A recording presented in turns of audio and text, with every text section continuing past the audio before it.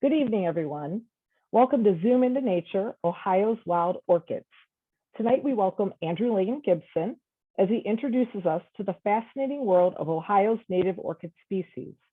I'm Renee Baranca, the Manager of Conservation Education and Outreach at Western Reserve Land Conservancy. At the Land Conservancy, I develop nature-based programming, both virtually and in person, for people of all ages, often utilizing the expansive network of conservation properties the Land Conservancy has protected in Northeast Ohio, which totals close to 70,000 acres of natural landscapes, family farms, and urban green spaces. You can learn more about our programs on the Land Conservancy's website. I would have placed a link in the chat, but we don't have a chat tonight. During tonight's presentation, please place your questions in the Q&A section at the bottom of the screen, and we'll cover them after Andrew's presentation. Tonight, we're focusing on beautiful orchids. They are stunning flowers to stumble upon when out in nature. I can vividly remember hiking with my friend Stanley Stein over 20 years ago to see a magnificent patch of yellow lady slipper orchids. They were breathtaking. And just last week, I was hiking in Hocking Hills and found the leaves of a pink lady slipper orchid. Finding orchids is always memorable. It is my pleasure to introduce Andrew Lane Gibson. Andrew is a native Ohioan and overall admirer of the natural world. He currently works as a field botanist for the Ohio Division of Natural Areas and Preserves. He's an ardent photographer and writer with a popular Instagram and nature blog, The Buckeye Botanist, where he features his many botanical adventures and interests. Welcome, Andrew. Thank you very much for having me. Yeah, welcome. So I will go ahead and share my screen. Okay. And it looks like, can you see it, Renee? I sure can. Looks great. Okay, awesome. Well, thank you very much. I appreciate everybody joining me, I guess, tonight, this evening.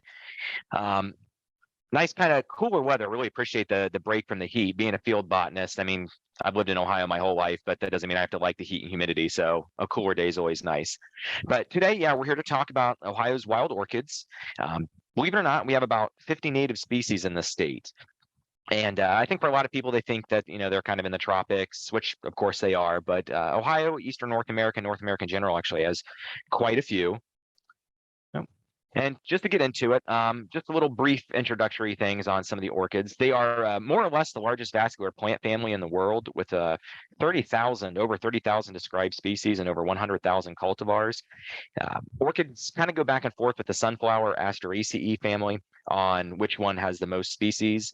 But orchids are cosmopolitan in distribution and occur in just about every corner of the world except for Antarctica, which, of course, the richest diversity found in the equatorial tropics. And not only are orchids super diverse, but they are an ancient group of plants that first arose in the fossil record over 100 million years ago. And when you've been around for over 100 million years, you've got a lot of time to evolve and do some interesting things. So they've become a very specialized and complex group of plants, as we'll see throughout the talk. And also, just kind of a fun fact is, if you really like vanilla, which I'm a big fan of vanilla flavoring, actually the pulp from the seed pods of that plant there on the bottom right is how we get natural vanilla flavoring. So if you didn't know, vanilla actually comes from an orchid. Talking specifically about the United States orchid diversity, we have 250 species, give or take, of native orchid that occur within our country, with about 10 to 15% of them exclusive to southern Florida. The Everglades and this very southern tip of Florida is kind of subtropical and gets a lot of species that aren't going to occur really anywhere else, just due to the type of habitat and climatic conditions. But the highest species concentrations are in southern Florida, the northern Great Lakes and Northeast, and the lowest species concentrations mostly in the Great Plains and the Great Basin Desert. Kind of a cool map from the Biota of North America program showing the density gradient of native orchids. And this is based on herbarium records, which, if you don't know what an herbarium is, it's pretty much kind of a museum or a catalog of physical plant specimens that have been collected really over the centuries. So the more dark green, really into blue you get, there's more orchids in that county, known from that county. And then as you get to like the orange and red, there's far less. And I would be willing to bet even the white spots out in the Great Plains and the Great Basin, I'm sure there's still at least one orchid species, but they just, not known from herbaria collections there. But it's just kind of a cool map to show you where you're most likely to find orchids, especially in higher densities. So talking about Ohio's native orchids, they're found throughout the state in a really wide variety of habitats. As of right now, we have 49 native species from 18 different genera. I say right now because taxonomy is always changing. New species are being split. Things that have been kind of cryptic or hidden are being pulled out and described as something new. So that number is actually, since I started getting into orchids in the last 15 years, that number, I think when I started was like 45 or 46. So in just the amount of time, we're knocking on the door of 50. Orchids are not also, not only beautiful, but they're also pretty rare. That's due to a lot of them occur in very specific habitats, have specific requirements. A lot of the habitats are rare. So if a habitat's rare, the plants that grow in them are going to be rare. And then also, poaching and, Walmart's going up and roads going in and housing developments, we just have less and less of our natural landscape left. So naturally, these plants are going to disappear. But 26 of our 49 are state listed as rare, with 4 listed as extirpated, which means they're believed to be extinct within Ohio. 9 is endangered, 5 threatened, and then 8 listed as potentially threatened. And then we also have 2 listed at the federal level with the U.S. Fish and Wildlife Service that are threatened and have federal protection. So that just means not only are they rare in Ohio, but they're rare everywhere they occur within the United States. So just to touch briefly on orchid morphology, or just pretty much, how orchids appear and what they look like. Once again, they're highly evolved organisms, and they have a bilateral symmetry, which is pretty much if you look at your face in the mirror, one side of your face is the same as the other. So they have mirror images of one another. They're also monocots. There's also dicots, but monocots have flower parts in sets of 3, parallel venation in the leaves. And then when a orchid or a monocot first flowers, it only has one monocot, one leaf, monocotyledon. So that's why they gets the name monocots. And then another specialized thing with orchids is their third lip, or their third petal, which is the lip or labellum in orchid talk. And a lot of times that is the most showy or attractive part of an orchid flower to help draw in pollinators. And they also have really specialized reproductive structures. Once again, when you've been around for over 100 million years, you've had a lot of time to evolve and kind of refine and streamline things. And orchids, interestingly, have their reproductive structures are reduced and fused sex organs. So actually, the male stamens and the female pistil are actually a part of the same thing known as a column. And then also orchids have pollinia, which are packages of waxy pollen grains, not loose pollen like what you'll find in most other flowers, whether they're insect pollinated or wind pollinated. And kind of a fun fact is our milkweed flowers also have pollinia. They're another type of flower that has evolved that reproductive strategy. So just kind of show 2 types. We have eastern prairie fringed orchid in the genus Platanthera on the left, and yellow lady slipper cypripedium on the right. And just to kind of show you the different parts of it, they look vastly different, but they're still orchids and they still kind of have the same, they do have all the same parts. But once again, the main thing is that labellum, which is on the left, the big fringed lip. And then in the lady slippers, the labellum or the lip is the inflated pouch. And then they still have their petals and sepals, and the column and pollinia are, tucked up underneath the hood or underneath the dorsal or the dorsal sepal. So once again, when you break down an orchid, they all have the same parts, just in vastly different sizes, shapes, and colors. So with orchid reproduction, the evolution of orchids often parallels the evolution of their specific pollinators. One of my favorite stories is when Charles Darwin was in Madagascar, they came across an orchid that had a nectar spur that was over 1 foot long, with the nectar way down at the end of the spur. And there was he hypothesized, well, to have a nectar spur that long, there must be something to draw that in that uses that. And at the time, there were no moths or flying, insects that had a proboscis or a tongue that long to get to it. And unfortunately, after Charles died, they ended up finding a moth that had a proboscis or a tongue that was about 1 foot long. That was pretty much the exclusive pollinator of that orchid. So once again, these species go hand in hand as time goes on. With orchids, pollinators can be attracted by sweet or fetid odors, or especially color patterns. Insects they can see in infrared, they can see colors and patterns far more than the human eye can. So a lot of these orchids, they might look a bit tame, but if you looked at it through a different spectrum, light spectrum, you would notice a far more intense pattern. And some of our orchids are self-pollinating or autogamous. Some of our ladies' tresses and coral roots do that. But one of my favorite examples is Sparrow's egg lady slipper. We do not have this in Ohio. This is a more northern and western plant. I was up on the North Shore of Lake Superior to see this one. You can see the flower is fresh. It's in perfect flower, but right behind it, the ovary is already completely swollen with maturing seed. So it doesn't really need cross-pollination to, produce its seed. It's an autogamous thing.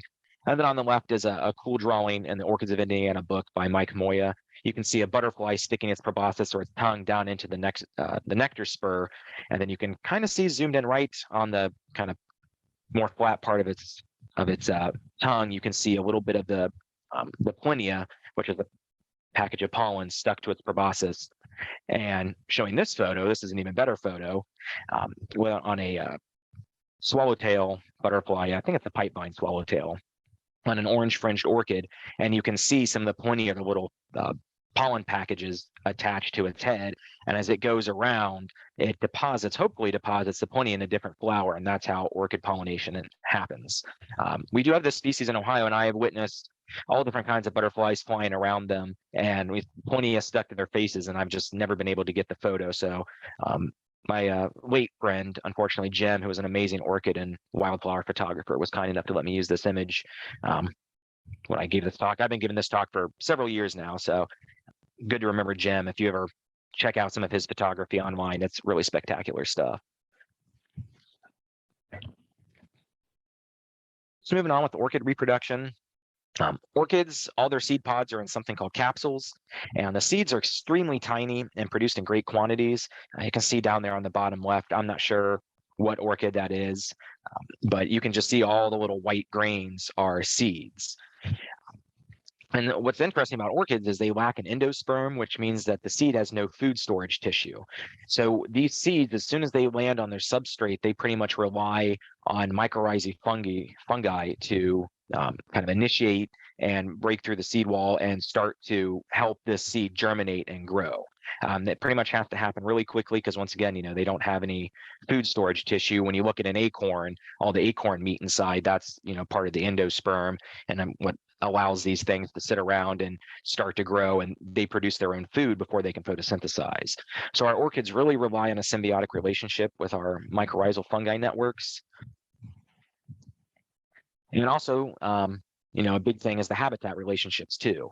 Each orchid has its own environmental requirements and tolerances for a variety of things, such as light levels. Some need full sun, others can occur up into deep shade. Disturbance regime and sensitivity. There's some orchids that need disturbance to occur to keep their habitat open. Others, need a more stable environment that doesn't change very much, that allows them to continue to grow. Competition, some once again need a more open habitat. Others can take a little bit of competition and have other plants growing up around them. Soil types, a big deal. Soil moisture, pH, nutrient availability, and temperature, all those things. Another big reason why a lot of our orchids, especially the northern ones, are starting to recede is climate change pressures. Nutrient availability, nitrogen fallout. We have a lot more nutrients in the air that are falling out into our soil. Soil temperature, a lot of these orchids need cool soil even during the summer, but these heat waves and increased temperatures on average are just really messing up a lot of things and making orchids that were just barely hanging on at the southern part of their range are starting to go north. Some of our orchids only grow in like one specific type of habitat, such as our dragon's mouth orchid. Others are more generalists, like a ragged fringed orchid. I think honestly that a ragged fringed orchid, I've seen it grow in just about every habitat type that I'll be discussing here in a little bit. And once again, the mycorrhizal fungi is crucial for our terrestrial orchids. A lot of times, once they mature and start to photosynthesize and get older, that relationship kind of wanes. Some species will just really require it for germination in the early stages of their life. And then others, they're kind of tied to it, let them know when to come up and when to flower, and or whether they go dormant. I'll kind of talk about that with a specific species later on. So once again, it's a lot has to be going on underground in a healthy manner to have these orchids, succeed above ground.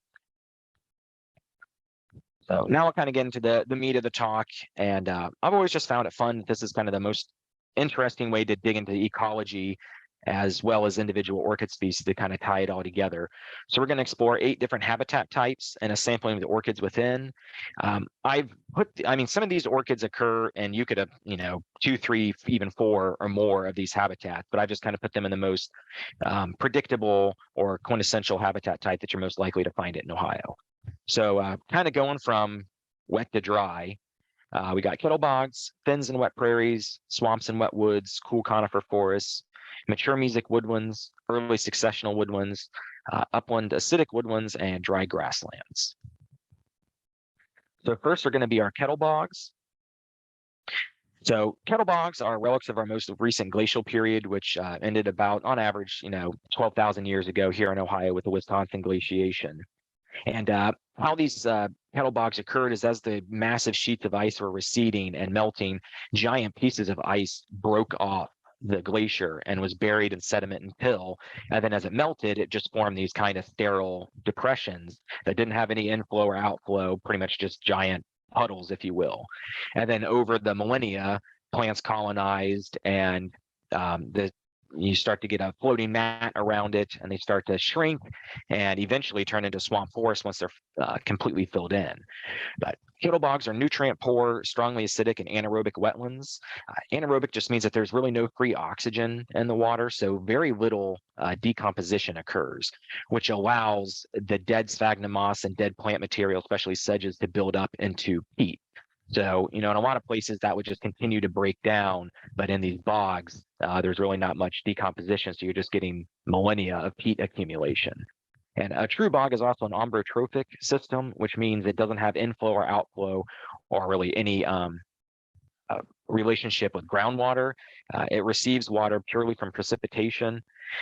Here in Ohio, most of our bogs do have a little bit of groundwater influence or some inflow and outflow, but still a true kettle bog or a true bog is an ombrotrophic system. And these systems are characterized once again by a floating mat or a continuous carpet of saturated sphagnum moss. Very species poor herbaceous layer, which just means like if you took a clipboard and were taking a list of all the species you're going to find in this type of habitat, you could get 20, 25 species. There's a lot of habitats where you're going to get a much longer list. But what they do have are really cool things like our pitcher plants and sundews. Because they are so nutrient poor, this is where you get your bug eaters, your things that are taking in minerals and nutrients in other manners. So like a lot of these some of these habitats I'll talk about, they're extremely rare in Ohio, with just a few quality remaining examples. One is a Flatiron Lake Bog. This is a TNC property up in, I think it's Portage County. Really cool place. The last known site for an orchid that we'll talk about in a second. Then there's Triangle Lake Bog State Nature Preserve. You can kind of see the trees all along the back there are tamarack, which is one of our deciduous conifer trees. And then Browns Lake Bog in Wayne County. Probably the easiest place to see a true kettle bog in Ohio for the public. But one of the most quintessential orchids for this is the white fringed orchid, Platanthera glottis. And just if you ever see an E, a T, or a PT at the end of the name of the Latin name for an orchid, the E means endangered, the T threatened, and PT potentially threatened for Ohio status. But this is this orchid is only known from one site in the state, and unfortunately hasn't been seen at that site in going on 20 years. I've been to it multiple times and really surveyed. We've done some management work.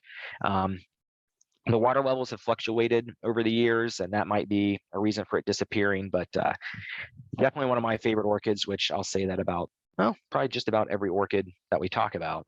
But they're just these beautiful snow white blooms that come up in the sphagnum. I just got back from northern Michigan a little over a week ago and was fortunate enough to see this orchid at a few sites up there, but it's just one of our most spectacular ones, especially in the morning sun. But once again, this is one that, unless we find a new place or it comes back, it's one that we kind of don't have in Ohio anymore, unfortunately. And this is not in Ohio. I wish it was. This is a giant grounded sphagnum bog up in the very northern tip of Michigan's Lower Peninsula. And you can just see, there's thousands of white fringed orchids at this site. And this, I've never counted, but you'd probably get close to 100, if not more, in just this shot alone. Rose begonia, Begonia ophioglossaides, a threatened species. Every orchid I'm going to mention in this habitat is state listed because it's such a rare habitat. Also known as snakemouth orchid. This one can grow, and it's kind of got a rhizomatous habitat or habit where it sends out little runners underground. They pop up as new plants, so you can see some really nice colonies of it. Browns Lake Bog that I mentioned earlier in Wayne County, you can visit that really in the first half of June, and in a certain corner of the bog, it just looks like little pieces of pink bubble gum poking out everywhere. Another one of my ultimate favorites is the dragon's mouth orchid. This orchid, there's not much scale. It looks huge here, but I mean, you're talking 5 or 6 inches tall, with the flower itself being about the size of the Indy or pinky, like from the first knuckle to the end of the fingertip. This is only known from one site in the state, and amazingly, it's still there. We survey it every year. Sometimes we'll find no plants. Other years we'll find a dozen or so. But it's always interesting, dragon's mouth, a lot of plant names, you just kind of like, we're kind of you don't really know why they named it what they did. But with this one, I can kind of see it with, it kind of has like its horns above, and then the lip opens up and it kind of looks like, the maw of some beast. So one of those orchids where you can kind of see it. Here's a couple other views of it. This is some orchids can live multiple decades, but these orchids are really short-lived and really require, you don't want to have late frosts or freezes because that can really impact this orchid seed production. And since it's a shorter-lived orchid, you want these to produce seeds and produce new plants. So only having a dozen plants in a good year at one spot, this is a very tentative species in Ohio at most. So moving on to our next habitat type is fens and wet prairie. So fens and wet prairies, but fens especially, they're open, sunny, treeless wetlands dominated by graminoids, and graminoids are your grasses, sedges, and rushes. And a good way to remember between fens and bogs is fens flow. They're groundwater influenced with a really specific hydrology. So if you've ever been Cedar Bog, that's called bog, pioneers back in the 1800s. Pretty much if they found a mucky, open, swampy area, they called it a bog. They didn't really know about fens yet. But Cedar Bog or Gallagher Fen, you'll see these little rivulets and little streams running through these open meadows, and they are about 55 degrees because you got the cool groundwater pumping out of the ground and feeding it. And when it's 15 degrees in January, they're flowing. When it's 100 degrees in July, they're flowing. So just remember that fens flow. We have 2 types of fens in Ohio. We have arboreal fens, which are have our more northern plant associates, and then prairie fens, which are kind of a mix in our old prairie regions where we have a lot of prairie flora associates. And fens are kind of the opposite of bogs when it comes to nutrients. They are floristically diverse and have a lot of nutrients. This is the place where if you get your clipboard out and start writing down every plant you see, you're going to have to flip a page in your notebook because you can get 40, 50, 60 species just in a matter of a few, like 10 square feet or something like that. This is a rare habitat in Ohio as well. It's most prevalent in west central Ohio and northeastern Ohio. And just kind of run through Cedar Bog State Nature Preserve. Once again, it's a fen. So that water there is icy cold year round and especially feels good when you're surveying there during the summer. Gallagher Fen State Nature Preserve, which is a little south up in Clark County. This is a prairie fen. You can see a lot of prairie dock out in that saturated muck. And what's interesting is even though it's a prairie plant and they're really adapted to drought conditions, the really cold groundwater kind of shocks the plants and allows them to take up less water than they normally would. So even though it's a saturated environment, it's almost, I wouldn't call it a droughted situation, but just these drought tolerant prairie plants can still survive in these really cold water habitats. Goshnik fen, this is up in northeast Ohio. You can see some tamaracks and stuff in there. It's a really small fen, but has, I think close to 2 dozen state listed species in it in just a small little area. Castalia Prairie up in Rest Haven Wildlife Area. This is one of our finer, high quality wet prairies left and well known for having thousands of small white lady slippers, which I'll touch on in a little bit. And then Prairie Road Fen, another prairie fen habitat. You can just see that crystal clear water flowing over the marl there. That's, like I said, it's always about 55 to 60 degrees and just feels absolutely great during the summer. So one of the big ones is Queen's Lady Slipper, Cypripedium reginae, a threatened species in Ohio. Cedar bog during very end of May into that first week of June. Um, kind of a mecca and a pilgrimage that everybody takes to go see that. So easy to see, right along the boardwalk. Would definitely recommend it. And then really that's about the best place to see it for the public. The other handful of populations are in either private land or on private preserves that are well protected because they're such a sensitive place for species like this. So another figure or photo of Queen's Lady Slipper. It's also our largest terrestrial orchid in North America. You can find clumps at Cedar Bog that are about waist high with just well over 100 stems, and that rises it could be multiple centuries old. Some of these giant clumps. On the left or the right is hooded ladies tresses. We have about a dozen ladies tresses species in Ohio, and this is one of our more rare ones. Only occurs in real high quality fen meadows up in Northeast Ohio. And then once again, state threatened species just based on it growing in a rare conservative habitat. Another one of my ultimate favorite orchids is the eastern prairie fringed orchid, Platanthera leucophea. This is one of our federally threatened species as well. Occurs in about close to 10 different sites. One in west central Ohio, then most of them are kind of up in north central Ohio or up on the Lake Erie marshes. This is another really tall orchid. It can get about chest high, really good specimens, and then each flower is about the size of a quarter. And they are pollinated at night by stinks and hawk moths. So they give off just the most amazing sweet scent at night. And the spot that I love to go and visit every year is about 10-15 minutes from my childhood home. So I just go visit my parents, and then I love to be out past dark and just the field. I mean, you can just smell the dozens of them, beginning to flower. It's really quite an experience. So another picture on the left there, the eastern prairie fringed orchid.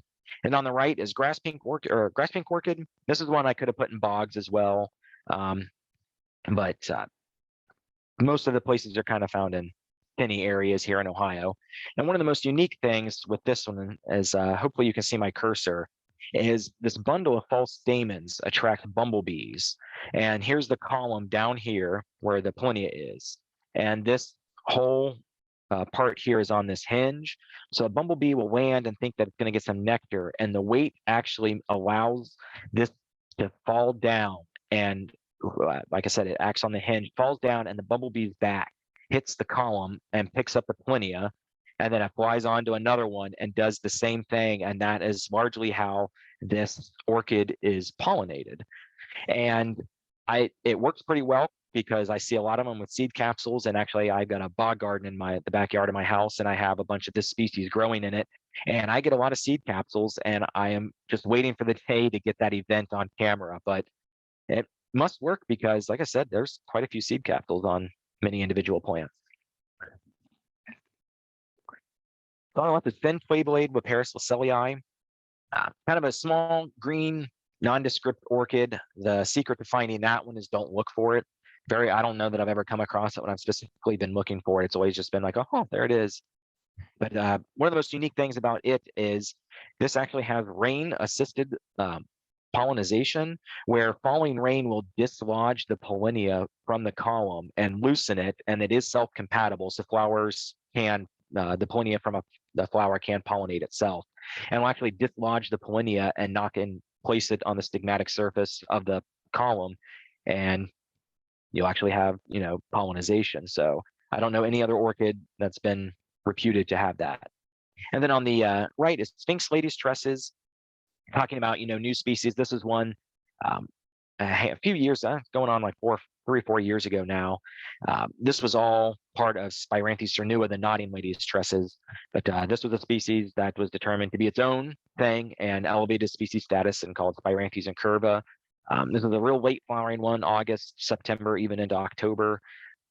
So if you're out in a fen or kind of a wet marshy field and you find a ladies tresses, it's probably this one. Next is small white lady slipper. So like I said, there's quite a few orchids in this habitat type just because of the high floristic diversity. But that's the threatened species in Ohio. Used to be common throughout the Midwest, especially as you start to go out to the edge of the Great Plains. The labellum, or the little white slipper parts, about the size of your thumbnail, if you can believe it. And this one gives off an incredible aroma. Early pioneers wrote in their journals about coming upon big, vast wet prairie or fen complexes that just had thousands and thousands of these on a warm spring day, and they could smell them from, I mean, well before that they got to the fen or the prairie to find them. Northern small yellow lady slipper, definitely one of our rarest orchids. It only occurs at 2 sites, and there's maybe a handful of plants at most. Once again, the labellum is about the size of your pinky nail or your thumbnail, absolutely tiny. And then what's neat about this one, or these two rather, as I put them side by side, is up in Erie County at one site where there's thousands of small white lady slippers. There used to be small yellow lady slippers, not anymore, but there's a naturally occurring hybrid between the two called Andrew's hybrid lady slipper. No relation to me. I think he was a Scottish botanist, Edward Andrews. That's why it's named, but it's a hybrid between the two, and they kind of have the gestalt or the habit, the look of the small white lady slipper, but they have a much darker sepals and petals, and then the slipper itself will be kind of like a eggshell, sometimes pretty yellow coloration with a lot of different spots, but it's just a good mix of the two, and they do look a lot more like a small white lady slipper just because there's a lot more genetic flow from the small whites than there are from the small yellows anymore at this site. So next is swamps and wet woods. The swamps, wet woods, forested communities with standing water for most of the year, usually from fall, winter into the summer before some will dry out. Dominated by shade-tolerant wetland vegetation, with skunk cabbage being a good species that you'll find in this. But a swamp, mucky, saturated, highly organic black soil, and just kind of has that classic swamp aroma. There's really no hiding it that you've been in a swamp if you've been trudging around in there. Your frequent tree associates are, you get your ashes, which are your green, black, and pumpkin ash. Unfortunately, a lot of Ohio's and the whole eastern United States swamps and wet woods, the species compositions, or at least for the canopy, are drastically different because of emerald ash borer has just wiped out our ash trees, especially the black and pumpkin ash. Back in my home area, West Central Ohio, there are swamp woods that I would hike around in where they were, I mean, quite literally 75 to 90% ash in the canopy. And in the last 10 years, I mean, if you visit during the summer, it's like visiting during the winter because just about every tree is dead. But some of the high quality remaining examples, Gold Woods up in Fulton County in Northwest Ohio. That's me from, going on a decade ago, standing next to a gorgeous, huge bur oak and Gall Woods. And then some of the other nice examples, Cedar Bog. Cedar Bog has boreal fen meadows, it has prairie, it has swamp woods, cedar swamps. I mean, it's a very, very diverse place. Always love visiting it in about the first half of April once you get all the marsh marigold flowering in the swamp woods there. Lawrence Woods State Nature Preserve in Hardin County. All of that green there that you're seeing, that is an orchid that I'll talk about in just a second. So definitely a good place to visit in the first half of June for this one. And then Culberson Woods down in, that's in Clinton County in Southwest Ohio. Has some neat buttonbush swamps back in there, a lot of good sedges and wetland vegetation. And there's also a place to see another one of my favorite orchids, the purple fringeless orchid, Platanthera paramina. This one is flowering right now. It's at Culberson, and then the Lake Hope State Park area down in Benton County in Southeast Ohio is another great place to see it.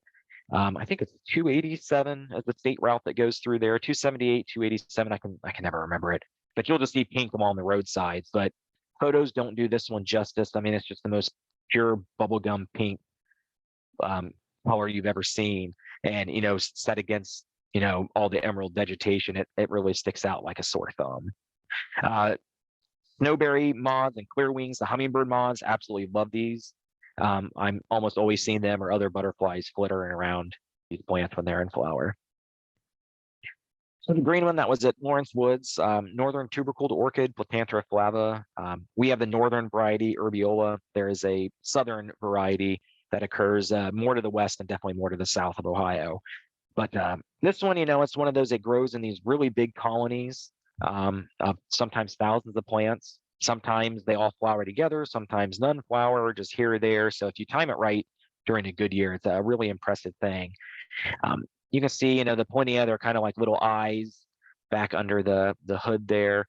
And the tubercled orchid gets its name because of that little tubercle, or that little protuberance right there on the lip, which is believed to help direct a pollinator's face or proboscis into the nectar spur and to help get the pollinia. And then another personal favorite is small purple fringed orchid, Potantherus lycodes, a threatened species in Ohio. I've always loved the picture on the right. They just kind of look like little bearded faces looking back at you with the pollinia-like eyes. This one, getting to be more and more rare in Ohio. If you go up further north, especially in the Great Lakes region, it becomes, and especially up into the Northeast too, it gets to be a lot more common. There's a site in the UP of Michigan where you would think it's invasive species because there's just hundreds and hundreds and hundreds of them, but it is quite literally the most mosquito-filled place I've ever been. You leave one finger uncovered, you'll have 30 mosquitoes sucking your blood within 5 seconds of stopping. This is one where you literally, if you have a camera on a tripod, you have to walk around in circles and literally be constantly moving to do anything, because the second you stop, you are just swarmed, and it's absolutely miserable, which I guess keeps people and maybe deer out. And that's why there's so many of those orchids there. So moving on to cool conifer forests. Kind of a lot of leeway with this one. This is a habitat much more common in the northern Great Lakes and Canada, pretty darn rare here in Ohio. But this is kind of a habitat dominated by conifers and a mixture of hardwoods. You've got your white pine, eastern hemlock, some of your oaks, American beech, basswood, and yellow birch. The name of the game here is cool, damp, deeply shaded conditions. And like I said, once again, it's a pretty rare habitat here in Ohio, with the best examples up in the northeast quarter. One being Clear Fork Gorge State Nature Preserve. I believe that's in Ashland County up in the Mohican area. You can kind of see a few of the orchids popping out that I'll talk about here in a second. But this is an old growth hemlock white pine woods with some hemlock and white pine that are well over 150 feet tall. I mean, it's really, really impressive. And then growing on these steep slopes above the Clear Fork of the Mohican River. It's a really, really cool site. And then also White Pine Bog Forest State Nature Preserve up in Geauga County. It's also known as the Lucia Nash Preserve. It's a PNC property that's a dedicated state nature preserve, and I think they've opened it up and are letting the public in there now. But that's a really nice place with native stands of white pine.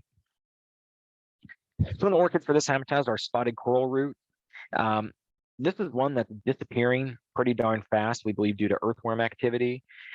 This is a mycoheterotroph, which means this one has no chlorophyll. It doesn't do any photosynthesizing. It has a symbiotic relationship with mycorrhizae fungi in the soil, and literally only comes above ground to flower.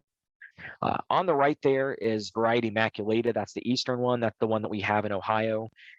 It blooms generally later and is a more yellow color and has bigger splotches on the lip. On the left there is the western spotted coral root variety occidentalis. That one blooms earlier, kind of more orange colored, and as you can see, has smaller spots. I took that photo out in Colorado. Just kind of, same species, different two different varieties, just to show a compare and contrast to it. Once again, we only have the one on the right. The lesser round-leaved orchid. This is the one, if you go to Clear Fork Gorge in about the first half of June, great time to see it. You can see down at the base, it has these really big prostrate basal leaves that can be, about the size of like a saucer, or, really about the size of your hand. But when you're dealing with such dark conditions, only like 1 to 2% of the sun's photons and sun energy is getting to the forest floor. So, these leaves have a bigger surface area to really soak up that very, very limited light activity that makes it to the bottom. And sometimes then, this flowers. Some individual plants will sometimes, take years off just because it takes a lot of energy to flower, and they just don't have it every year. I always like looking in close, just the structure of the flower just almost looks like these little aliens or demons crawling up the stem with, their leg, the tail, and then the little horns on the pollinia where the pollinia are kind of look like a little demon horns or something to my eye. A couple other species that occur in this habitat, both really rare, is on the left is early coral root, another one of our mycoheterotrophs. This one will have kind of like a greenish color sometimes and can do a little bit of photosynthesizing. A tiny little thing. Also kind of grows on the edges of bogs as well. Only a few known sites in Ohio for that. And then on the right is one of our smallest orchids. That whole plant there you're looking at is maybe 2.5 inches tall with the individual flowers on the stalk. I mean, you could fit 5 or 6 of them on your pinky nail, the heartleaf clay blade. This was one that was believed extirpated in Ohio. It hadn't been seen in like 70, 80 years before it was rediscovered up in Ashtabula County. And it's a northern species. So with climate change, it was very surprising to have this orchid be hanging around in Ohio. And it's not just a few plants, it's actually the whole population over several acres is, over 1,000 plants. So really cool to have that one back in Ohio's flora. Moving on to mature mesic woodlands. So mesic, for those that don't know, is just kind of like, I would guess, think of it as moist. It's not a dry, it's not wet. Mesic's kind of in between. But this habitat is characterized by moist, deep soils, richly endowed with humus. These have been forests for centuries. So you've got a lot of leaf litter and a lot of decay and just, pretty much just a really nice compost pile underneath these trees that has been going on for years and years. These are the places we're going to see your really stunning spring wildflower displays. And the older and less disturbed the forest is, the higher quality and the higher the diversity is, especially for our orchids. Some of the best places to see this forest type, Shawnee State Forest down in southernmost Ohio, one of my absolute favorite places, regardless. I mean, you can go down from late March into towards the end of October, and you're going to see amazing, amazing stuff down there. Clear Creek Metro Park in the Fairfield and Hocking County area, a bunch of wood lilies, wood poppies there. And then Zaleski State Forest down in southeast Ohio. Another really nice. I mean, this is not an overly rare habitat type. It's all over the state, but just some of my few favorite. Cypripedium parviform variety, pubescens. And this was the first, I remember, I think it was Nature's Digest had this book that just had all North America's wildflowers. And I remember looking through my grandpa's when I was a little kid and seeing this, a picture or a painting of this, and was just like, wow, that looks, and I didn't even, plants were plants. I wasn't all that interested or anything, but just thinking that was like the coolest thing I'd ever seen. And, little did I know I'd grow up to work with these plants. So this one, getting to be pretty uncommon, but there's still some good spots throughout southern Ohio, southeast Ohio. Gets rarer the more you get into the northern part of the state. Still a spot or two up in the northeastern quarter, but yeah, southern and south central Ohio, your best bet to see this one. Pretty root. This is one of our really interesting orchids that on the right there is its basal leaf that comes up in the late summer and fall, and then actually overwinters. It does all its photosynthesizing during, when the trees don't have any leaves, so it's getting a lot more energy from the sun, and then that leaf withers as the canopy comes in, and then in the second half of May, it sends up its really weird, unique flower stalk there on the left. This orchid, I mean, in the deep shade with that kind of that brown, purple, yellow, green coloration, the best time is to go out during the winter, find the leaves, mark it and remember it, and then come back during the winter months, during the late spring and see if you can find some flowering. On the left, showy orchis. This was actually the first wild orchid that I ever saw in flower. Kind of just blew me away because, once again, didn't really think about Ohio having native orchids. This one, Galliaris spectabilis, with the epithet spectabilis referring to its really spectacular smell. So if you find one of these in flower, definitely get down on your hands and knees and give it a whiff, especially on a warmer spring day. It's just absolutely incredible. And then on the right there is spring coral root, another one of our mycoheterotrophs, Coral oryza wisteriana. Either of these are about the first ones to flower each spring down in southernmost Ohio, down near the Ohio River. I have seen either species starting to bloom at the end of April.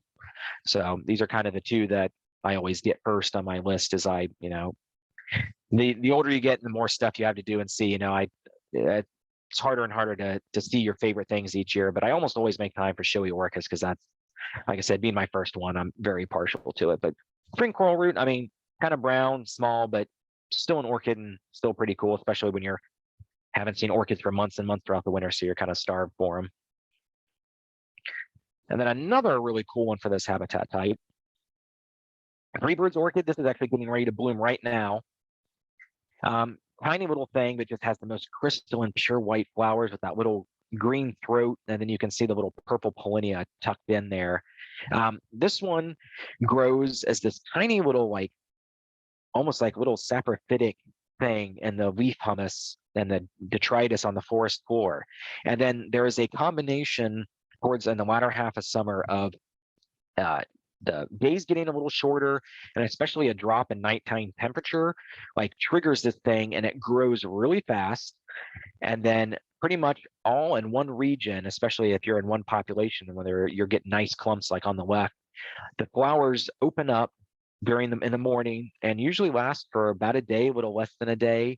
And then they actually go through several series cycles of flowering. But I've always called this kind of the social media orchid, because you got people. It's a hard one to time. So when people see it flowering, now's the time to look and go after it. Squirrels really like to cache the corms on this one, or the little rhizomes too. So if you find some really nice dense clusters of them, that's might be because of a chipmunk or a red squirrel has kind of collected and buried a bunch of the little corms. So urban successional woodlands, definitely the most common habitat type I'll talk about, probably the most boring. These are just young recovering woodlands, usually from a logging or a large disturbance event in the past. Like I said, most forests you walk through are kind of like this. I mean, they'll have, bigger trees that you can get your arms around, but, a lot of generalist and weedy species are common. High stem density, low basal area just means, a lot of trees, a lot of small trees, and usually even age stands too, with the trees being similar in size, just because, if it was used to be a field or it was all logged, the trees are going to grow back kind of at the same rate and at the same time. And you're getting some of the first species to pop up from the seed bank. But oddly enough, this habitat type also is the favorite of arguably our rarest orchid, the small world begonia, another one of our federally threatened species. This has only been known from 2 sites in the state. One hasn't been seen, and geez, going on 40 years, and the other one, it hasn't flowered there in over a decade. I survey it every year, and I, in 2015, found one vegetative plant, and I've not found one since. So these images here of this plant are actually from a trip I took like 7-8 years ago, where I went down to the mountains of northern Georgia. It's tiny. I actually should have included the photo of a nickel next to it. That it can get a little bit bigger, but that one on the right there, I mean, that whole plant you're looking at was probably 1.5 inches, 2 inches tall. But small, green, probably ugly to a lot of people, but one of our rarest orchids. And new research shows that it is highly specific mycorrhizal fungi, and might be a reason why it's so rare, and maybe why the Ohio populations aren't popping up. Maybe just the mycorrhizal fungi network underground has just been compromised or is not as healthy, and that's why we're not getting this plant. Another really rare plant in this habitat type is long-bracted orchid, also called frog orchid, Dactyloryza viride. Only known from 2 or 3 spots up in the Oak Openings region of Ohio. Another one of those kind of green, nondescript orchids. Gets a lot more common as you go further north. And interestingly, this has actually collected a decent amount throughout the northern half of Ohio, but it's just over the past 50 years has just really fallen off the face of the earth. Or it just might be, being that green, people just aren't seeing it. I certainly keep an eye out for it, but was really happy to see it in flower a couple springs ago at, like I said, one of its last known sites in the state. And of course, we do have really common orchids in this habitat type too. The cranefly orchid, Tipularia discolor, a lot like putty root, where it sends up a leaf during the winter to do its photosynthesizing. This one's blooming right now as well, kind of blooms towards the end of July into August. Once again, kind of hard to see with that coloration and the dappled shade of the understory. This is one that's spreading north, probably climate change. I'm seeing more and more of it. I think it was never known from Michigan. And then I think within the past 10, 15 years, they have found it and then keep continuing to find it. So definitely an orchid that's getting to be more common as the climate starts to warm and things change. And then just cranefly orchid, just because the flowers, I guess the first person to get to name it, decided they kind of looked like a cranefly. So our penultimate habitat type is upland acidic woodlands. So these are forested communities on well-drained, rocky, thin soils, usually on upper slopes and ridges. This is largely restricted to the unglaciated Allegheny Plateau, so southeastern and eastern Ohio. The glaciated areas are usually more limestone based. These are more sandstone. The soil is acidic and somewhat sterile, just with the acidity and the cations. There's nutrient leaching, so just the rain washes away a lot of the nutrients in the soil. So pretty sterile soils, but you still get a nice diversity of things. These are forests like your oak hickories and pines, and formerly the American chestnut, which died out in the first half of the 20th century due to the chestnut blight. But still pretty common habitat. A lot of good examples. Shawnee State Forest down in southern Ohio. That's the dwarf vernal iris. Iris verna pops up in usually about mid-April, but one of my favorite places to botanize during the year. Really cool site in southeastern Ohio. It's one of the only places in the state that has native populations of our flame azalea, an endangered species in Ohio. Much more common once you get down into the Appalachians, but yeah, just a spectacular site. Another example, Tar Hollow State Forest, but there you can kind of see a lot of oaks and hickories, and you got your huckleberries and blueberries and smilax, or your greenbriers in the understory. One of the quintessential orchids of this habitat is pink lady slipper, Cypripedium macaulay, and spots that haven't been disturbed. I mean, you can find colonies with hundreds and hundreds of plants. Shawnee State Forest is, just kind of cruise the roads in late April, the first half of May, and you'll see them along the roadside if you keep your eye out. And if you're really lucky, sometimes you'll come across a white flowered form. That's a site in the Hocking Hills that just has hundreds and hundreds of the normal pink ones, with just that one white one that comes up most every year. But interestingly about this habitat, a lot of these orchids that you're going to see are growing in these dry, kind of sterile conditions up on these ridges and in uplands forests. Once you go up to the north, grow a bog mat. So, on the other end of the hydrology spectrum, but once again, very low nutrient and acidic habitats. So this one is just getting ready to get going. Orange fringed orchid. A lot of sources you'll see call it yellow fringed orchid, but that looks orange to my eye, so I call it the orange fringed orchid. Northwest Ohio, Kitty Todd State Nature Preserve is a place you can see it, and then Shawnee State Forest. Especially power line cuts. You can see on the left there, that's the power line cut. And, this site has, over the course of like a quarter mile, about 100 of these plants. Just that beautiful orange color with that really, really finely fringed lip. It's definitely one of our most eye-popping flowers, and just butterflies galore. They love this stuff and they cannot stay away from it. Well, there's a large world begonia on the left. Another one of our earlier flowering. I've seen it like in the late April on warmer years, and then especially the first half of May. This one doesn't last very long, especially if the pollinia has been taken. That flower wilts really fast. But, nothing else like it really in our flora or any of our orchids, with just this really big, dark colored sepal in the petal. And then once again, kind of has like almost like a creature's mouth there. And then on the right is the green adder's mouth orchid, Malaxis unifolia. That whole plant there is once again a couple inches tall, and that has the smallest individual flowers of any of our orchids there. Tiny and green, and that's another one I suggest don't look for it is the key. I've found it a number of times, and it's always been on accident. And that plant there, I actually stopped. I was hiking in Zaleski State Forest and stopped to tie my boot, and that was about a foot away that I noticed as I was tying my boot. So I couldn't believe it, but yeah, that's, green needle in a haystack kind of stuff there. Our most common orchid in the state, downy rattlesnake planting, Goodyear pubescens, another one that's going to be flowering right now. I would assure a lot of you recognize the leaf on the left. It's an evergreen leaf. Beautiful, beautiful, reticulated venation. One of our prettiest plants. That's actually an orchid I enjoy more for the leaves. But another one of those that you find in the winter and then should check back in the latter half of the summer to see it flowering. Occurs throughout the unglaciated area of the state. Like I said, pretty darn common, especially, you can find dozens and dozens, throughout some nice woodland. There on the right is what it looks like when it's flowering. Just kind of a tall stem and these little white flowers. Like I said, most people, like I think for probably every 100 people that see the leaf, one person, ever sees it in bloom. Moving up to the final habitat type is our dry grasslands, which I put tall grass prairie, oak savanna, and barrens in this one. So Ohio has lost over 99% of our indigenous grasslands due to agricultural and natural succession.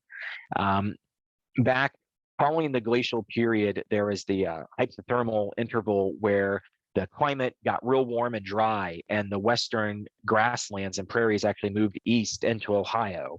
And at the time of European settlement, there was still some nice pockets, the Sandusky Plains, the Darby Plains. You have the inner bluegrass down in Adams County. You've got kind of the firelands up in north central Ohio.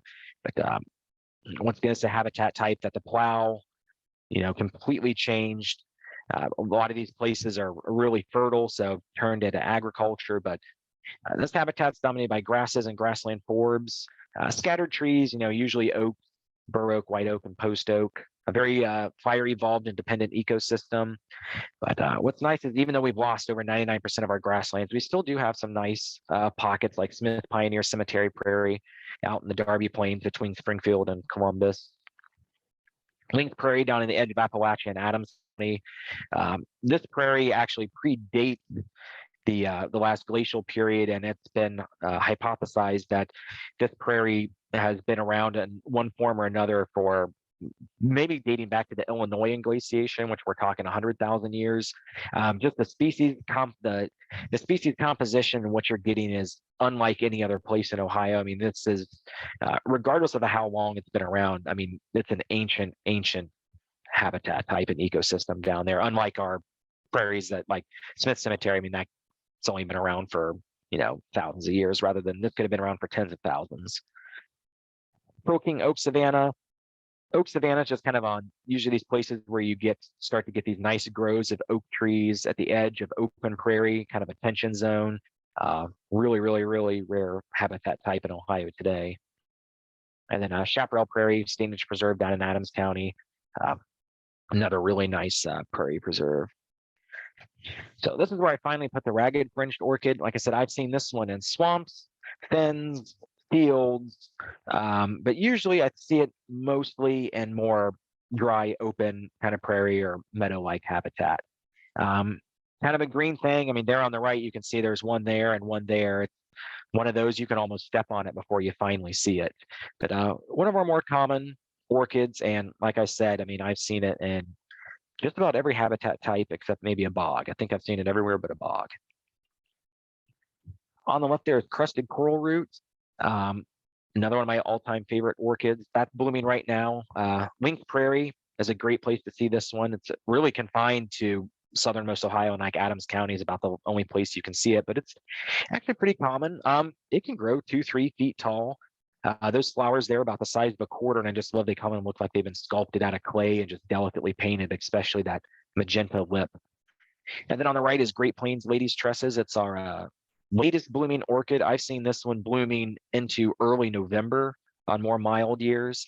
Once again, yeah, kind of the Adams County and also the Lakeside Daisy Preserve up on the Marblehead Peninsula is a great place to see this one, but really, really sweet fragrance. Another one of those ones where often you'll smell it before you see it.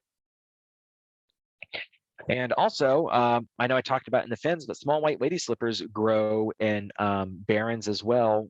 Adams County actually has a few populations of this rare orchid growing in these, otherwise really dry limestone barrens. So it's another one of my favorite orchids. So always have to, never a bad thing to talk about it twice. And then another one of our most common ones, Southern Slender Ladies Tresses. Also called cemetery orchid because there's cemeteries that aren't mowed all that often. You'll see it pop up. But this one, little spiral, it can be about 1 foot, 2 feet tall, spiraled. And then this one, if you got these little crystalline white flowers, but a little green throat. That's really the easiest way to ID that one. I just thought I'd touch on our extirpated species real quick. Large purple fringed orchid. That hasn't been seen in Ohio in almost a century. It was only known from collected from a couple places up in extreme northeast Ohio. Um, Down in West Virginia, I had to drive down to West Virginia to see that one. And then on the right, northern green orchid. That one hasn't been seen in Ohio in over 40 years. Another one of those, kind of nondescript green orchids that more people are going to be much more excited about large purple fringe than the northern green orchid. Here's orchid on the left. That's one that hasn't been seen in Ohio since the 1890s. And that's actually one of our orchids that's disappearing due to climate change and receding to the north. And there's actually a collection from Sugar Grove, Ohio, in Fairfield County. I think that's Fairfield County, from the 1890s. And that is the farthest south that species has ever been seen, collected, or known in the world. So that's one I do not think is anywhere in Ohio anymore. That's definitely one that's getting to be more rare, even up north. And then on the right is a checkered rattlesnake plantain, kind of related to the downy rattlesnake plantains, got little different leaves. And I always like this shot because I really think the flower almost looks like Darth Vader's helmet in outline and view. So with that, I'll be shameless and plug being the orchid guy. I have a poster that I sell on Etsy, the Native Orchids of Ohio poster. This was printed in 2017, so it's technically out of date, and there's a couple of spiranthes that need to be on there. But still great, 24 by 36 inches. You can just search Ohio Orchid poster on Etsy, or you can email me at Buckeye Botanist if you're interested. I'm getting close to the end of the run of the printing, so definitely one that will sell out one of these days, sooner than later. But with that, I am done, and hopefully everybody enjoyed it and learned a thing or two, and I'll take any questions. Absolutely. Thank you, Andrew. Excellent. Your photography is beautiful. Well, thank you. Yes. So we do have questions, as you can imagine. The first couple questions are about helleborine. The question is, yeah. Okay, so I found a helleborine orchid growing in my compost pile. This is Ashtabula County. Any theories on how it got there?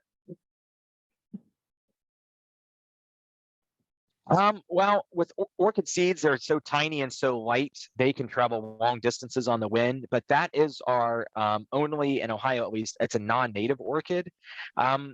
Up in Northeast Ohio, like they pop up in your compost pile, that sounds about right. I have not seen it in my area of Ohio yet, but it's pretty common up in Northeast Ohio. Some people, I have never, and once again, if someone has another experience, I've never seen them take over or choke out anything. Maybe in a garden setting that would, but up in Michigan, I see them all the time. And it's kind of, you can pull it if you want to, or you can keep it if you want, up to the person, but it's non-native, but I wouldn't say it has invasive tendencies, at least yet. You never know. The next question says, what distinguishes a helleborine from an orchid? Well, a helleborine is an orchid. Okay. So, it doesn't, it's a European species. Okay. And they just, off the top of my head, I wish I had a photo for it, but they look completely different, but it is an orchid. It is in the orchid family. It's a Epipactis is the genus. And we actually have a native Epipactis out west called the Rottlebacks, or giant orchid. It's really beautiful. I have not seen it yet. Okay. So yeah, helleborine is an orchid. Okay. So here's somebody that claims they're very ignorant to the answer or to this question, but they asked, with orchids that appear to be extirpated in Ohio, why wouldn't someone repopulate from an outside source? Well, I think that's a question we get not just with orchids, but with a lot of things. One is, where are you going to source the material? You can't dig up a plant from somewhere else and put it there. We are getting more good, and not by we, I mean just people in general, at lab grown and tissue grown orchids. Some do better than others. For us, and at least our purposes with my division and Ohio's Flora, is we want native Ohio genotype, which means we want, if we do restoration, we want Ohio genetic material. And a lot of these things, the extirpated ones, is because they're gone because either they can't take the climate, or the habitat's gone, or there was only one or two spots for it. So it's kind of like, nature in a way naturally selected that it's not going to exist here anymore. Us humans and our activities definitely kind of move stuff like that along. But really for us, it's it's just kind of an ethics thing, and just that where we would source it, where we would put it. And it's just kind of one of those, I really don't have a better answer than it's just something that we don't do because Right. it's just hard to do. And what kind of Yeah, success would we have? sounds good. In the screenshot with the eastern prairie fringed orchid, Adrian wonders what is the dark flower in that screenshot. Do you know the The slide she's dark, speaking of? yeah, I do. Let me get to it. That was in the fin. I would assume she's talking about the thing that's like up in the air, this dark thing up here. Okay, I would assume that's what she's talking about, but probably. they, what they Yeah, say about assuming. yeah. That is called dark green bulrush. It's actually a sedge, Scirpus atrivirens. So that is something in the sedge family, kind of related to grasses and um, rushes. So a plant that sedges are my favorite plants. I like them even more than orchids. So for some, now that species doesn't excite me because it's really common, but I actually get more excited about sedges than I do orchids these days. But yeah, dark green bulrush or green bulrush would be the name for it. I don't know if we'd get as big of a crowd for a Carrick's talk, but who knows? Probably not, but I'd love to give one, Maybe, let me tell you. maybe. Yeah, no kidding. I You mean, never know, because they're growing if in you look at popularity. them and really, I mean, the architecture is, it's wild. It's true. And It's it's the diverse, true. they're really cool plants, or maybe I've just lost my mind. No, Probably the they are. latter. Okay. Are we able to access wild orchids for our gardens? Um, our native ones, I would used to say no, but there are some places that do grow our native orchids. Not all of them, but some of them. Like our bog ones do really, like the rose begonia and grass pinks do really well. Um, I really, off the top of my, I don't dabble in that. Like I said, I do have some rose begonias and some grass pink orchids in my bog garden just because they divide really easily, and a friend gave me some. But you can get some species from, you would just pretty much have to, I think Great Lakes orchids, I know that was one. I don't know if he's still in business or not. You would have to Google search. This is where I just talk and talk. But in short, yes, you can.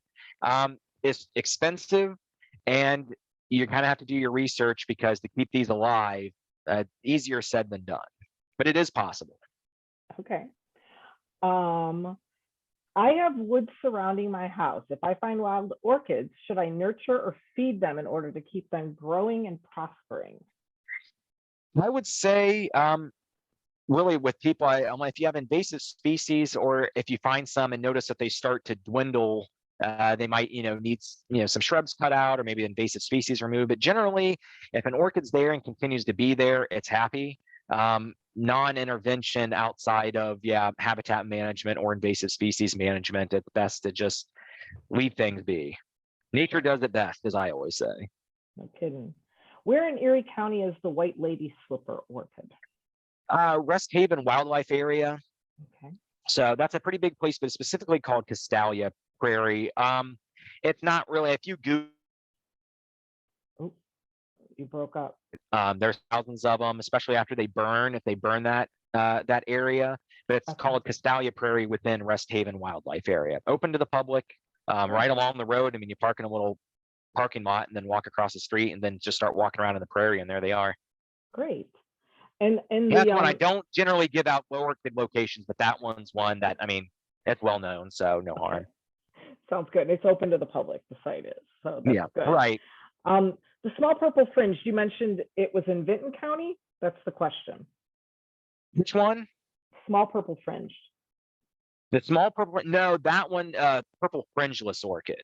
Oh, purple That one, fringeless. Okay. that one is, yeah, this one here. So you can see, easy to, it doesn't have any fringing. It's like if you look at purple fringe, you can see it kind of has some fringing at the Yeah. bottom, and that it should be pink fringeless orchid to my eye, but Okay. yeah, Vinton County, Lake Hope area. Like I said, it's either I think it's 278 or 287. I'm not looking at Google Maps right now, but if you just take that south through the Lake Hope area, you'll see it on the side of the road. Okay. And that's, once again, if it's that public and that easy, I'm willing to give out that information. And the Lynx Prairie screenshot, what is the primary plant in that photo? That I'm prairie dog. Prairie dock. Okay. All that, which actually there is a specific variety. Lucy Brown was a amazing ecologist and botanist from the Cincinnati area in the late 1800s into the up through the early and mid 20th century, and she did a ton of research. Was integral in protecting this place and recognizing it as one of Ohio's like most amazing natural habitat. This is a special variety that grows in this specific habitat where if you go see prairie dock like in the Darby Plains or something, I mean the leaves can be 2 feet wide and 3 feet tall. This is actually a dwarf version of it because the ground is a lot drier and a lot more shallow soils. So if you're thinking prairie dock can get bigger leaves, it can, but this is actually a very special variety that occurs at Lynx and some barrens in Kentucky as well. Okay. Let's see, I'm looking at these questions. You mentioned your bog in your backyard. So Yeah. there's a couple questions about how you can create a bog in your backyard. Well, the best thing is to know people that have a bunch of plants that are willing to share. I have the way I do it, I could honestly give a whole talk about this. Bogs it's not hard. I have pitcher plant sundews, Venus flytraps, orchids, and I put them in a mixture of peat and like pool filter sand. You want silica, so like pure sand. You don't want like clay box sand because it's got a lot of minerals and stuff that'll dissolve. But pretty much I just put them in pots and soak them in tubs, and I have a rain barrel because you really want to use distilled or rainwater. You don't want to use your tap water because that can fry stuff. But I wish I had a picture readily available, but I just have a bench outside and just have about like I think 7 or 8 tubs just full of pitcher plants and stuff like that. Wow. Where to source it? You can buy them. Like there's all kinds of online stores to buy that kind of stuff. Once again, it's expensive. I just had friends that do this and they were like, they divide, you just get more and more and you start to give stuff away. Yeah, I know. I had always remembered that city water here in Cleveland was highly high pH, so it was rough to try to water a bog with city of Cleveland water. It was just a little right. I've just got a rain barrel system on my garage just to help get through that, because now I'm using probably 20 gallons a week and that's expensive to go out and buy that. So I've just got rain barrels. Yeah. Excellent. Okay, so Brent asked, the flowers of the lady's tresses that look like frosted glass, any thoughts about why these flowers have evolved to be like this?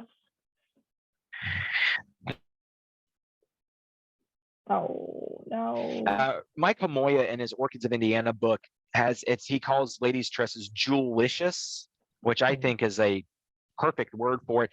My guess is maybe just they reflect light a certain way that attracts pollinators. I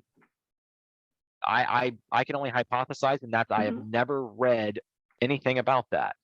Okay. I would be curious to try to answer that for myself. Okay. So then here's one about you mentioned the earthworms and how they're declining populations of the coral root. Can you elaborate on that a little bit? Yeah, all of our earthworms are non-native. The glaciers did a real good job of, when you have a mile thick sheet of ice on you for tens of thousands of years, that does a really good job of wiping that out. What they do is they just completely change the soil makeup. They're eating the leaves and taking nutrients out, and especially disturbing the mycorrhizal, the fungi network underneath. There are some woods that you can walk in where there's just hardly any plants growing in the understory. There's no leaves. You're just kind of walking on dirt. And that's a really good sign that there's an extra bad earthworm scenario there. With the coral root, since that one, it needs the mycorrhizal fungi. It's not photosynthesizing. It's, anything it sends above ground is flowers only. So that's one that is really impacting it. And I know that's one. Jim Bissell is who I've talked about. He would be the man to talk about the disappearance of the spotted coral root because of the earthworms.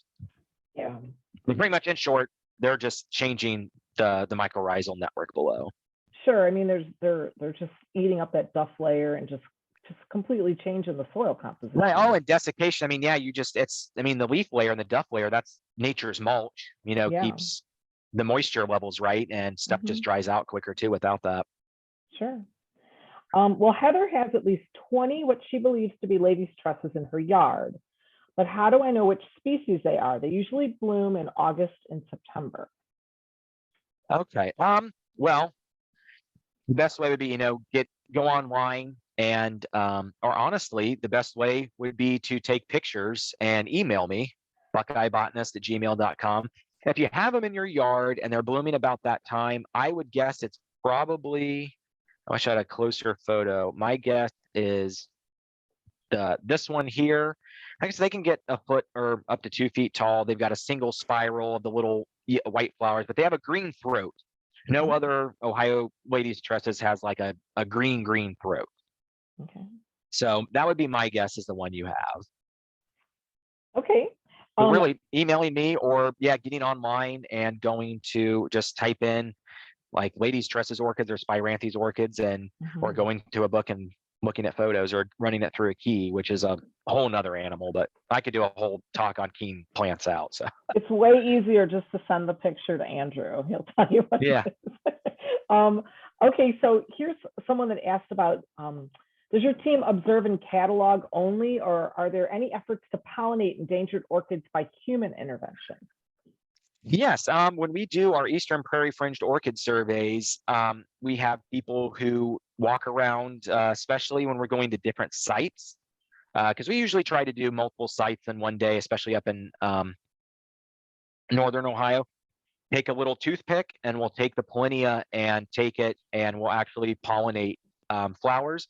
We've also done that with the Northern Small Yellow Lady Slipper Orchid and one of its only known sites. Yeah, we do that when it's possible to, not with all of them, but those are two examples that come to mind right away where we do try to pollinate. I'll also do it with the showy orchis. I'll take my fingernail or a little stick and go around and even do that. Just why not? Because I can. Yeah. What habitat types are Irwin prairie and oak openings? They're sand barrens, right? Orchids you could see there? Yeah, they're asking what the habitat type is. Oh, what Irwin prairie and the oak openings is a twig rush prairie. It's more wet, but we do have some woodlands there. The northern tubercled orchid you can see there. There is still some yellow lady slippers there. If you know where to look, that's as close as I'll get to say anything. But that's a marsh or a twig rush prairie, kind of a wet prairie or a wet sedge meadow is the easiest way to put it. Okay, great. Are there any good locations in Summit or Medina counties to see orchids? I don't know. Northeast Ohio is probably the place I know the least amount because I've always lived in Southeast, Central, or West Central Ohio, and those are even I work all throughout the state, but that's a hard place to get up to. Cuyahoga Valley National Park there has some spots up there. I'm trying to think of our preserves, like, cause some of the spots that do have the orchids are spots that are either permit only or we really don't discuss that. I would say probably the best way is for people who don't know, iNaturalist is where people, put observations for wildlife. I mean, any life that they find, but sometimes, people, they'll post where they're seeing stuff and you can kind of glean information that way. But really off the top of my head, I really, like I said, the ones that are coming to my head are spots that I'm not comfortable sharing just because it's a rare species and a kind of a sensitive spot. Sure. Sounds good. So here's a question. Do you think the lack of orchid diversity in the Great Plains is driven by climate, pollinator availability, or possibly both? It could be both. I would say it's just the type of habitat, like there are orchids in the desert and in dry grasslands, but that's just a habitat type that just worldwide typically has low orchid diversity. So I think it's just a matter of, climate and habitat it's just not allowing. For all I know, you could go to Mongolia and maybe they've got orchids out in that habitat. I can't speak for the whole world, but here, usually cooler, wetter places generally have it better, like in the the Appalachians and the Great Lakes Northeast and then down into Florida. I think it's probably just a rainfall and a more harsh habitat. Okay, sounds good. And the last question we're going to have here today are all orchids protected? You can't pick them question. The best thing I could do is just lie and say, if you even touch one, I'll swing down from a tree and club you on the head and say, leave it alone. But no, the federally listed ones have federal protection. State listed ones in Ohio on public land are protected. But really, I would plead with people, leave orchids where you find them. I guarantee you, you're not going to have the luck you think, because people, when they find them, they're flowering and they're going to dig them up and stress them out. And yeah, it might live a little bit, but with Ohio, no. I think that's kind of a misconception or kind of a myth that I really kind of feel it's odd correcting it, because I actually kind of want people to think that they can't mess with them. But no, technically plant laws are they don't have much teeth to them, at least Ohio's. So even like if someone had showy lady slippers or queen lady slippers in on their land and private property, they could go mow them, they could throw gasoline on them, they could let their dog urinate on them. It's your land, private land. So federal ones, yeah, it's a little more tricky there, but yeah, there's really not much overlapping protection for this kind of stuff, unfortunately. There really but I implore isn't. people to there really isn't, but I implore this is for Ohio. I don't know all state laws. Right. But I just implore people to, take pictures, look with your eyes, and just leave stuff alone. Right. Or dig them up. Pick them or dig them up. Yeah. Leave them where they're at. I know that is right. absolutely a rule with DNAP at the state nature preserves. Most certainly. So. Oh yeah, and that's I used to give orchid hikes and stuff, but I've gone back, especially in Shawnee State Forest, where there was yellow lady slippers, and a week or two later found a hole instead of an orchid. So people do it, unfortunately. People do poach. I mean, it's just the sad truth of it. So that's why a lot of these orchids, I really don't say where they are. Even the more common ones are I'll tell people, go to Lake Hope. I'm not going to give you GPS coordinates or the name of the road, like a side road, but you can find this stuff. It just, takes putting yourself out there. Well, I was even shocked when I was walking at Hocking that I saw that right along the trail, the moccasin flower, I mean, no one had messed with it. I was surprised because it was right there. So people like to pick the flowers, but digging them up, that's a special person on a specific mission. Kind of and more nefarious thing. But I see people walk, I guess Cedar Bog, there's always at least once or twice a year some parent walking out with a showy lady slipper stem. Like they don't pull the whole plant up, they just want the flower. Or walking around and finding, pulled live flower, like a bouquet of something left on the boardwalk that's all dried up because someone is like, well, I picked a few flowers and now I don't want it. So that's a whole other rabbit hole to go down of frustration and aggravation. For sure, Andrew. Well, this presentation was wonderful, Andrew, and I appreciate you giving us your time this evening to share all your beautiful pictures of orchids of Ohio. Thank you. I really appreciate you having me, of course. I'm glad. Hopefully everybody enjoyed it and learned a thing or two. You bet. And like I said, I gave my emails. So if people, want to either welcome to share them with me.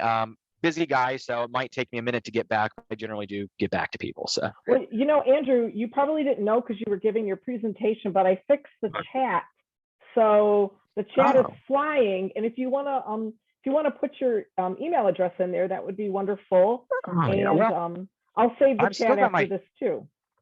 Okay, I'll do that, and then I will. Your screen on. Yeah, I'll put that back on because it's there at the bottom. Great. Perfect. And the poster is gorgeous. I've never seen this poster. I can't believe I've never seen this poster. I could do a better job of selling it. Also the thing too is like the best times I could do it is usually work events or like the botanical symposium and stuff like that. But that's, I can't do third-party stuff as a public employee. So sure. Well, I'll send your Etsy page out to everyone that was tuned in tonight, and if they are interested, they can go directly to it. Hopefully you don't run out of posters. I still got, I think, the print was like 300, and I'm down to probably like 70 or so left. If they sold, that'd be fantastic. But like I said, it's really nice. It's on thicker paper. I mean, I've got people that send me pictures, they frame it. It's not some flimsy thing. I said the only negative thing I can say about it these days is that it's not technically up to date, but really when you publish anything on biology, the second you publish it, it's out of date. Let's be honest. True story there. Well, thank you, Andrew, and have a nice evening. And thanks everyone for joining us tonight. Yep. Thank you. Everybody have a great evening and a great rest of your week. Great. Bye, Andrew. I'm going to let it run just for a little bit longer, but you are welcome to leave.